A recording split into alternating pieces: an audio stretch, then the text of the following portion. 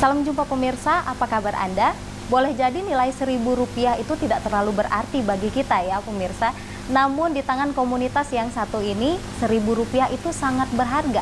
Karena dari sinilah mereka dapat membantu anak-anak yang kurang beruntung untuk meraih pendidikannya. Penasaran ingin tahu siapa mereka? Saya Rahma Mandasari, inilah Selasar Budi.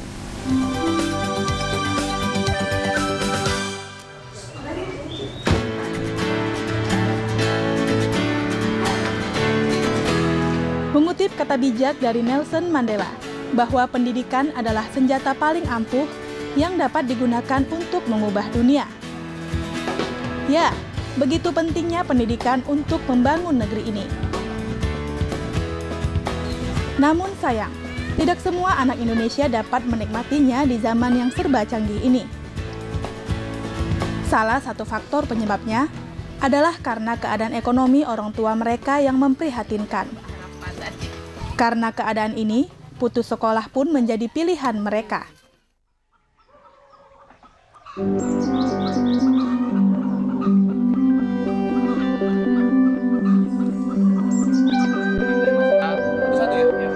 Prihatin dengan kondisi ini, kumpulan anak muda yang tergabung dalam 1000 Foundation pun mencoba membantu mereka.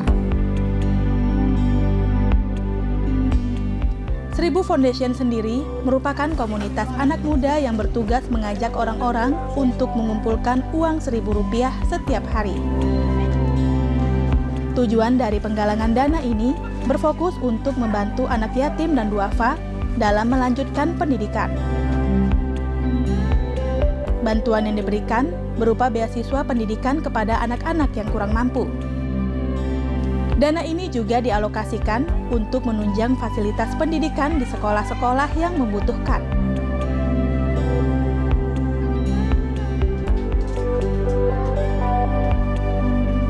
Seperti Sekolah Ihsanul Ulum yang berlokasi di Bagan Percut, Deli Serdang ini. Pada hari ini, mereka bergotong royong membedah sekolah. Mereka juga menyerahkan fasilitas penunjang kegiatan belajar mengajar, seperti buku-buku, lemari, dan speaker.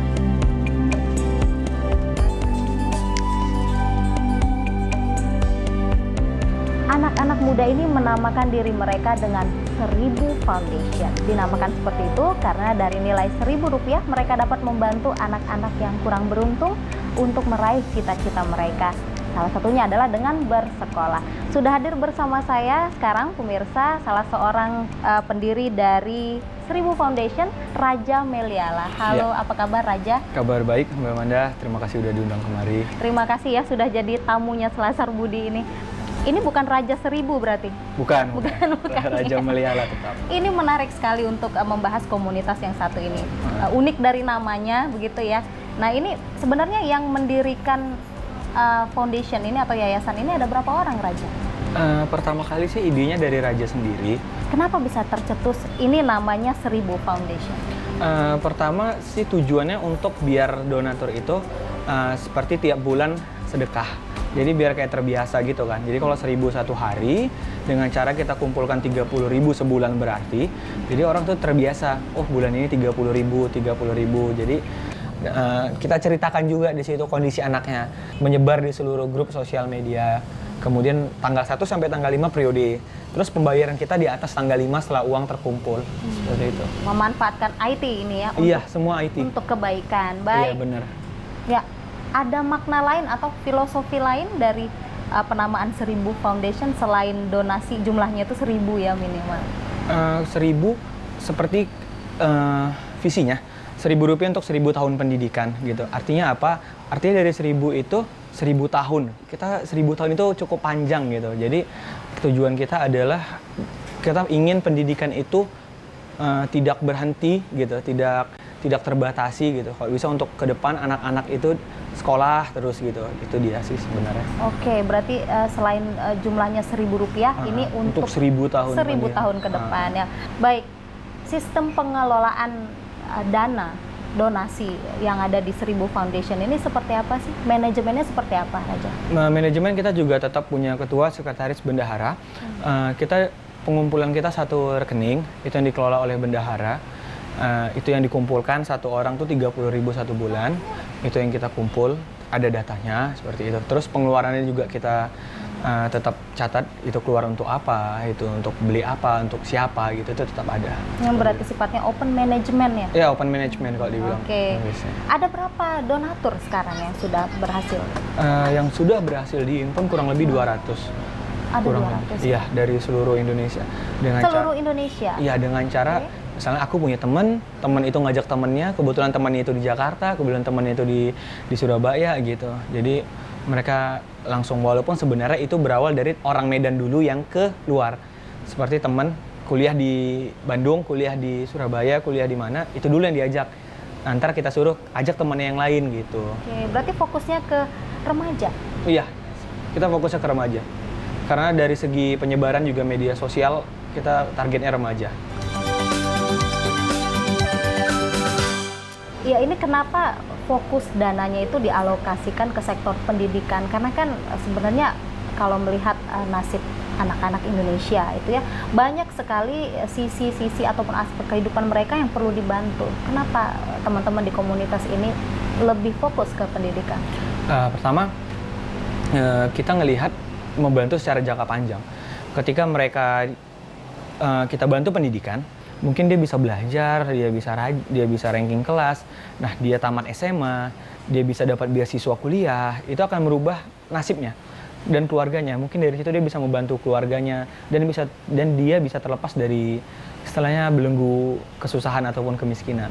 Pendidikan itulah yang bisa merubahnya menurut kita, seperti itu.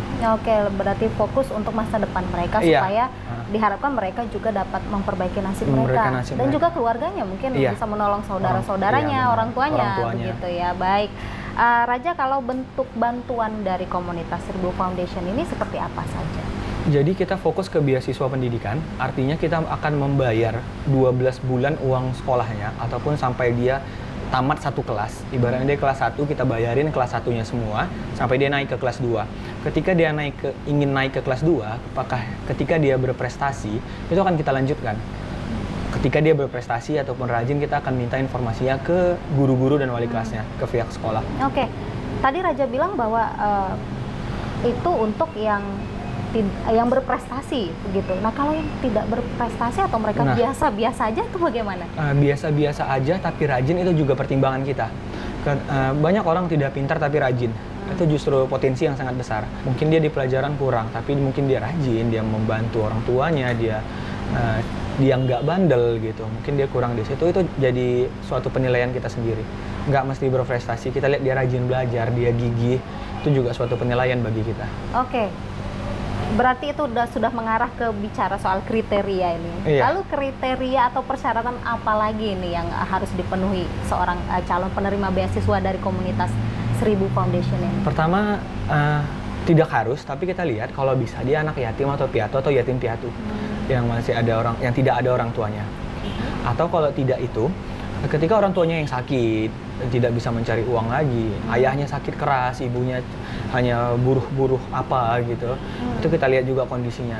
Ada juga kasus kita, bukan kasus sih istilahnya, kejadian kita, dia 8 bersaudara kurang lebih, bapaknya hanya jualan makanan-makanan ringan, abangnya ke atas putus sekolah, adiknya ke bawah untung masih SD negeri, jadi bisa dibayar pemerintah. Nah, jadi itu nggak bisa kita biarkan. Kebetulan anaknya rajin. Anaknya rajin sekolah, jadi itu kita bantu gitu. Oke, itu warga Medan? Iya, sampai saat ini yang kita bantu orang Medan semua, anak-anak Medan semua. Iya, walaupun ini donasinya tuh dari seluruh Indonesia. Dari seluruh Indonesia. Tapi yang masih kita bantu, tapi tidak menutup kemungkinan kita akan beranjak ke beberapa daerah seperti itu. Oke, kalau begitu sudah ini kan didirikan sejak tahun 2013 ya sampai sekarang. Nah, sudah berapa orang anak-anak yang dapat bantuan dari komunitas ini? Untuk anak yang kita bantu kurang lebih 15-20 orang sampai saat ini. Dan beberapa sekolah yang kita bantu fasilitas pendidikannya, dan juga kita ajak mereka untuk berwisata, edukasi. Oke, baik Raja, menarik sekali. Saya ingin tahu lebih banyak lagi nih tentang komunitas ini, begitu menggugah sekali. Namun sebelumnya kita harus jeda ya. Pemirsa, nanti kita akan bertemu dengan salah seorang penerima bantuan dari komunitas 1000 Foundation ini. Namun sebelumnya kita saksikan dulu bersama-sama tayangan berikut ini.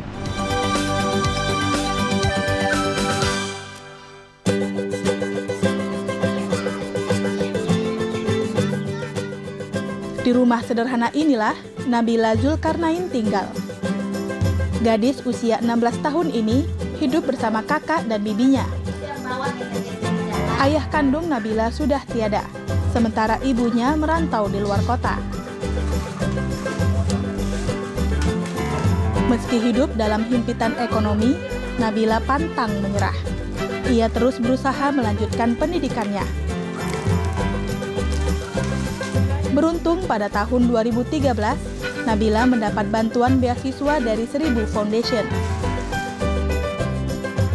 Komunitas ini memberikan dana pendidikan kepada Nabila selama 1 tahun.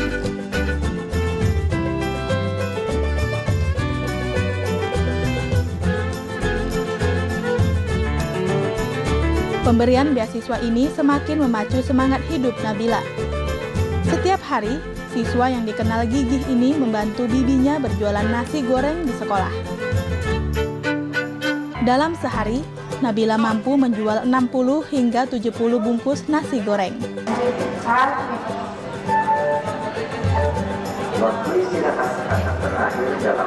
Tiada kata malu dalam hidup Nabila. Justru kegigihannya membuat ia dipercaya sebagai ketua OSIS di sekolahnya. Selain itu, ia juga mengalami peningkatan pesat dalam prestasi akademik.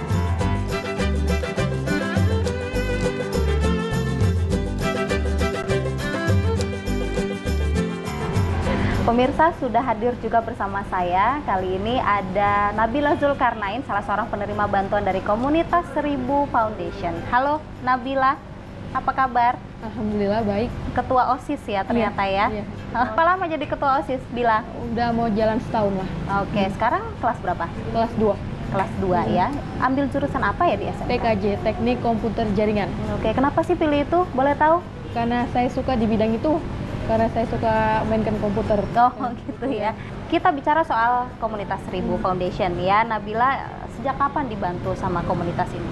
Saya dibantu sama komunitas Seribu Foundation setahun yang lalu. Itu di bulan 3. Di Bulan situ 3. saya Maret, nangguk ini uang ujian, jadi saya dikenali lah sama guru tentang Seribu Foundation itu. Oke, awal bertemunya begitu ya? Iya. Seperti itu, bagaimana keadaan, maaf kalau boleh tahu, bagaimana sebenarnya keadaan perekonomian di keluarga? Kalau keadaan perekonomian situ memang sangat menurun, sangat prihatin karena situ kan orang tua saya meninggal ayah gitu kan, ayah di bulan 1-nya, sedangkan di bulan 3-nya kan saya mau ujian, nanggung uang ujian berapa bulan lah, jadi diperkenalkan sama wali kelas saya, wali kelas saya itu punya teman juga, guru di sini juga namanya Bu Vita, ya udah saya dikenali tentang Seribu Foundation, kalau dia ikut Seribu Foundation untuk membantu anak murid yang kurang mampu yang ingin sekolah gitu. Oke. Nah ini saya kembali ke Raja, bagaimana nih prosesnya sehingga Nabila bisa diterima lolos untuk? Jadi di Seribu Foundation kita punya suatu sistem, donatur berhak menyampaikan anak yang mau dibantu. Jadi kebetulan Ibu Vita tadi yang Nabila sebut itu guru di sini dan dia donatur. Dia bilang ke grup, kita punya grup kan di sosial media, dia bilang, Ja, ini ada anak gini, katanya kan kondisinya seperti ini gitu. Terus kita tanya rajin nggak, apa gimana gitu. Kita survei dulu dan ternyata bisa dibantu, kita bantu langsung. Oke, berarti memang guru-gurunya ini menjadi donatur ya? Iya. Berhak, masing-masing donatur berhak mengajukan kandidat untuk anak menerima. yang ingin dibantu, iya benar. Oke, dan kembali lagi ke Nabila, sampai sekarang masih dapat bantuan dari kakak-kakak? Tahun semalam terakhir ini alhamdulillah dapat bantuan dari sekolah tahun ke depan. Berarti tidak lagi menerima bantuan, di stop begitu? Ya, jadi Nabila ini kasusnya, istilahnya ceritanya, kan kalau berprestasi kita lanjutkan. Tapi ada kecualinya, kita kan ngeliat ini setahun, di situ kita bisa melihat mungkin ada perubahan kehidupan seseorang. Kebetulan dia dapat dari sekolah, alangkah baiknya uang yang seharusnya untuk dia, kita cari lagi ke anak yang lebih membutuhkan. Nah, apabila tadi dia misalnya nggak dapat dari sekolah, kita lihat prestasi ya, mungkin kita bantu kembali.